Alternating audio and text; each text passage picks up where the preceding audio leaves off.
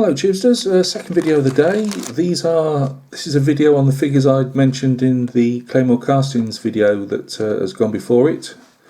I'd mentioned that obviously I've got a couple of packets of sample figures coming along. When I say sample, these are ones I've bought. It's, you know, like most of us, rather than going in deep with anything, I usually have a look first. So I've bought these. There's no connection to flags of war.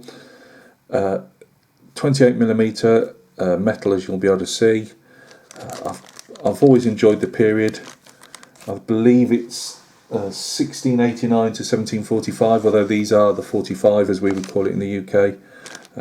Rebellion. They got as far as Derby under Bonnie Prince Charlie and George Murray and a few others which I can't remember at the moment, and they turned around. They got King George's forces coming down from behind them and coming up from the south, and you know, some say they should have stood and fought because they had a good chance. Others said, my personal belief, that they would have been like Culloden. They'd have been squashed on the field this time. They had a better run, in my opinion, at the Redcoats earlier on in some of the battles they did win, because those Redcoats were mainly fairly raw recruits that had been just mending roads up in Scotland, or making roads more than anything.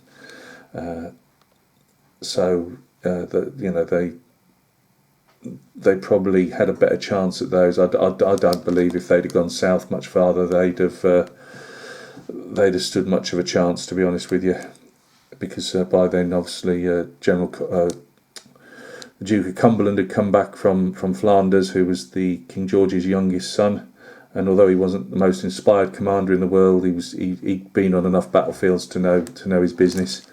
And you know, once they'd been taught to meet the Highland Charge and got some more veterans over from Flanders maybe as well, you know, I don't believe it ever really had a chance of succeeding. But that's just my opinion. Obviously lots of other people would differ from that one. So anyway, let's get into it. I bought one government pack and one rebel pack, or Stuart pack, or whatever, but obviously me being me, as an ex-redcoat, if you could call it that, I will always lean towards the regular British Army. Right, this is our first figure. I'm just trying to see if I can get it.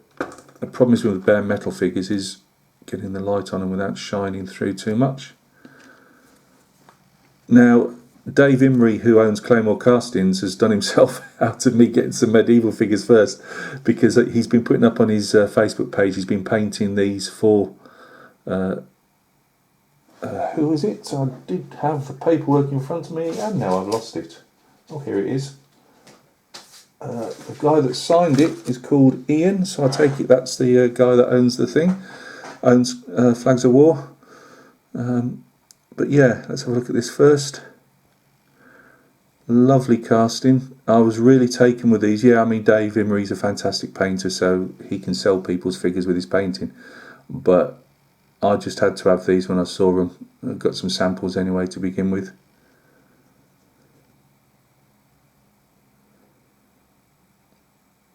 I'll turn the camera off for a second and fish out. As you guys know, I don't have many figures that aren't really front rank and that, but I'll fish out a front rank figure that I've got on my one of my shelves, and we'll see. Just hold it in my hands, but give you a rough description on size comparison. That's fur, by the way. That was how they had the packs then.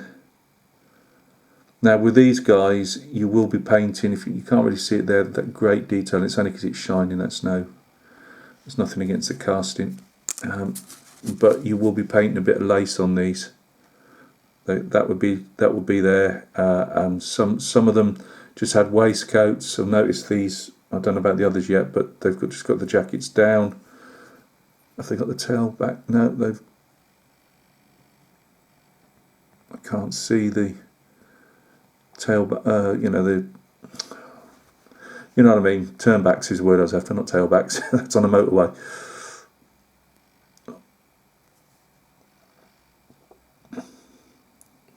Musket's fantastic. Yeah, I really like it. I'm quite taken with these. I have seen some mould lines, and now I'm trying to see it with the light. Was it mould line or just the seam in the...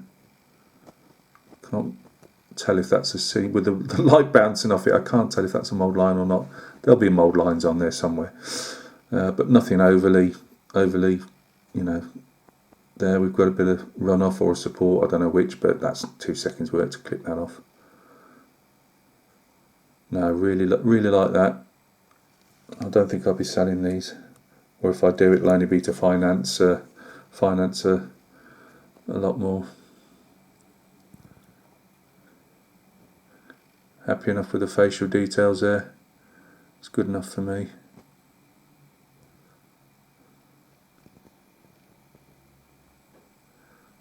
Hands look decent. Bayonets are obviously quite stocky, chunky, but again, what do you want? You know, you can either take them down yourself, but obviously the thinner they are, the more easy breaking they are. I mean, at the end of the day, these are war games figures. Well, you know, yes, I don't particularly game anymore, but you know, if you're looking on that type of thing, then you've got to look out for breakages, I suppose. Really nice. Haven't decided what regiment I'm going to do them in yet. But you know, when you're actually looking forward to figures coming in, you keep waiting for the postman. I've only got 2 packs, but I was looking forward to these. As I say, it's right down my street. I like the red coats, and I particularly like this period. And it's not one that you've seen off me, I don't think, before. So I've only been to Culloden once. I've only been to Scotland once, but I managed to get in Preston Pans, Falkirk, Stirling. You know, tried to get as much in a week as I could. That was back in the late 80s. But yeah, beautiful.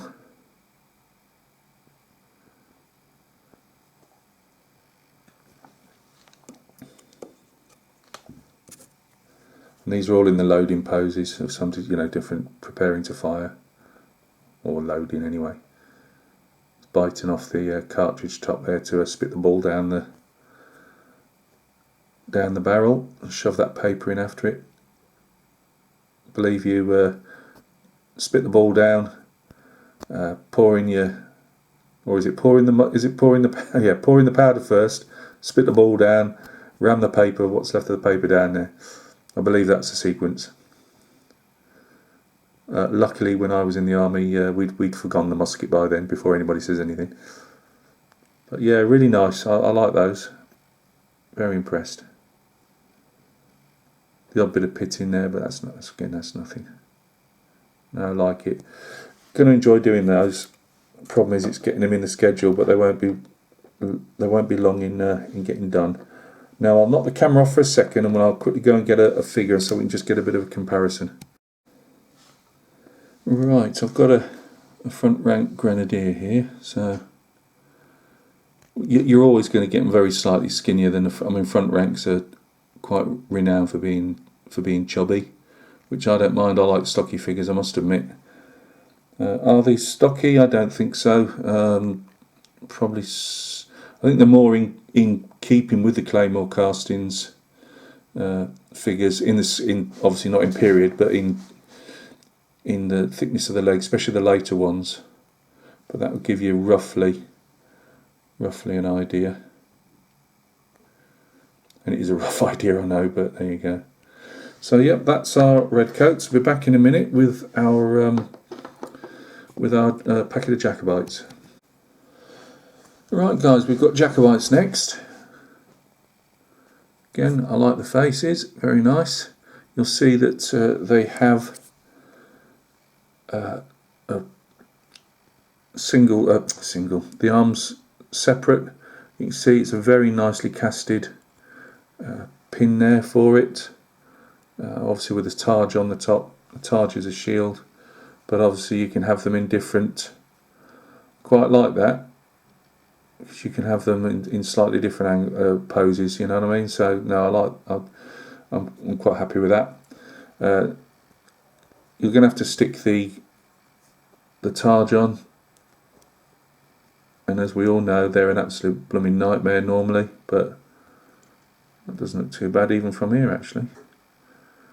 I think when you can get them on a hand like that, it does help compared to, say, you know, when you have to do maybe a medieval one or an ancient when it's down on the arm, because that's more of a solid connection, and that's what a targe would look like, studded with brass tacks, if for want of a better word. So yeah, Gavin going to be doing tartan all over again.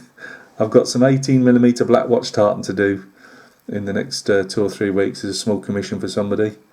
I've got the 54mm Sutherland Highlander from the Crimea, and I've got these guys. I've gone with these. You could have, obviously, I don't like to get a personality pack I like to get rank and file packs type of thing for just as a preview, just to see, just because they're the ones that you'll have the most, so they've got to look right. He's got his plaid over himself, obviously. I've asked for jackets with these ones. You can get them in shirts or jackets, and I went just for jackets. It didn't really make that much difference to me, but I just fancied doing a couple of different types of jackets. So all this will be tartan. That's tartan. This baggy stuff here, that's the plaid. So all this is one huge long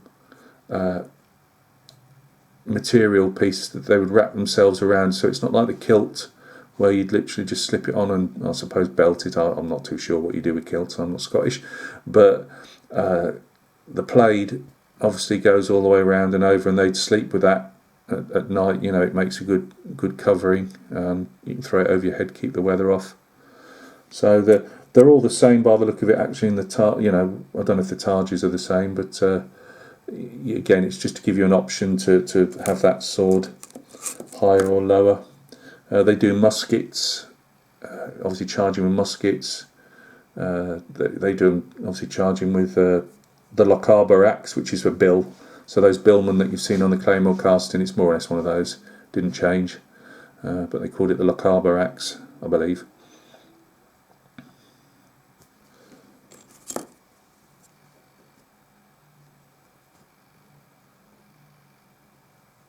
So there we go. Really looking forward to doing these. I can't tell you how much I'm looking forward to painting these. It's just sometimes something comes along, and yes, fair enough, I always say this, like so many of us, whether it's soldiers or a model kit or whatever, you know, and then your enthusiasm wanes or whatever, but this is a period I really like. You know, I stood on the, well, I think they've only just found the burial site of the British Army. Like most armies of the period, up until only the Falklands War, we've always buried our dead on the battlefield. And yes, with the Commonwealth War Graves Commission, they've then moved them to different places to inter the soldiers who have fallen.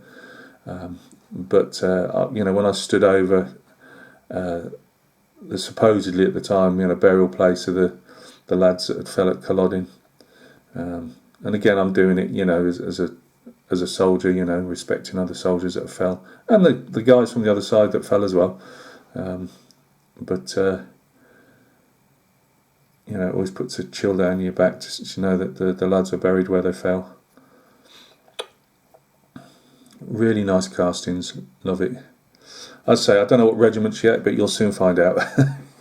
So, what do I think? There's nothing I can't really detract on this. Or I should say, I just noticed that some. All right then, some of the guys have got pistols as well. These are obviously better off clansmen. The front ranks tended to be the Highland gentry, their tacksmen, and then what they call, I think they're called the Humblies, which is more or less people like me. Working class, rank and file, with just a Lochaber axe in his shirt, and that was it. But yeah, obviously the more wealthy you were, the more weapons you tend to carry. The better off guys always carried a brace of pistols. You know, they'd fire a musket, then their pistols, and then charge in with a broadsword. So yeah, what do I think? From just in the raw state, I absolutely love them. Again, it's not until you actually start cleaning them and getting some paint on, but I can't see why there'd be anything wrong with them from that point of view. Everything seems well defined, and as I say, I've already got some ideas for the clansmen. They do some dragoons as well, redcoat dragoons. I can't remember if I believe they may have the Jacobites only had a small amount of horse, although the argument says it's probably better than the government horse, which wasn't always handled the best, especially in the reconnaissance role and the protecting the flanks. But again, a lot of that was just down to they didn't know what the heck they were doing. But yeah, I really like the figures. So if they paint up well, I'll either keep these, or I might, well, I'd have to probably get a few more to sell them and then get a larger order for myself. But it's something one of the few times I probably will keep figures. As I say, I may not do these. I might end up selling these I'll probably build up 12 a piece for, and single base them. Somebody might want them for a skirmish game, and then hopefully roll the money back into getting bigger units for myself. So guys, thank you very much for stopping by and taking a look. I hope everything's going well with you. I think these are really worth it. They were, I'll give you the price that I paid for them, £18.50. I believe that was £13. That's with the tax in, I presume, with the VAT in. £13 for the couple of packs, £6.50 a piece, £5.50 for postage. Somebody was kind enough to put cheers, Ian, if that's you that owns Flags of War and that, just writing cheers, Ian on an invoice, that goes a long way in my opinion. You get tired of spending money with especially when people work from home. You spend money with companies and it's as faceless as dealing with Tamiya, say. It's nice even if somebody just puts cheers, Ian at the bottom. It means somebody's grateful that you've spent your money with that person rather than somebody else, and it goes a long way. All you guys that stick out invoices, just put thank you very much at the bottom or whatever, it does go a long way. There you go. Says the bloke who ain't got a penny to his name telling somebody else how to run the business. Guys, thank you very much for stopping by and taking a look. As I say, if you're interested in the 1745 Jacobite Rebellion, then check these guys out here. That's Flags of War, and they do, obviously they're well known for doing colours, as I would call them, so flags for different regiments at different periods, but now they've gone into these this period as selling figures. So yeah, go and check them out if you're into that type of thing, because even if you don't want to say feel the Jacobite side, these figures, the British side or the government side, is well worth a look for you to take over, because this is in the period of the War of the Austrian Succession. So there's a lot of scope there for using these for British at the time. So take care of yourselves, guys. 2 videos in one day. I'm really busting my chops here for you. You take care of yourselves, and we'll catch each other very soon on another video. Cheers.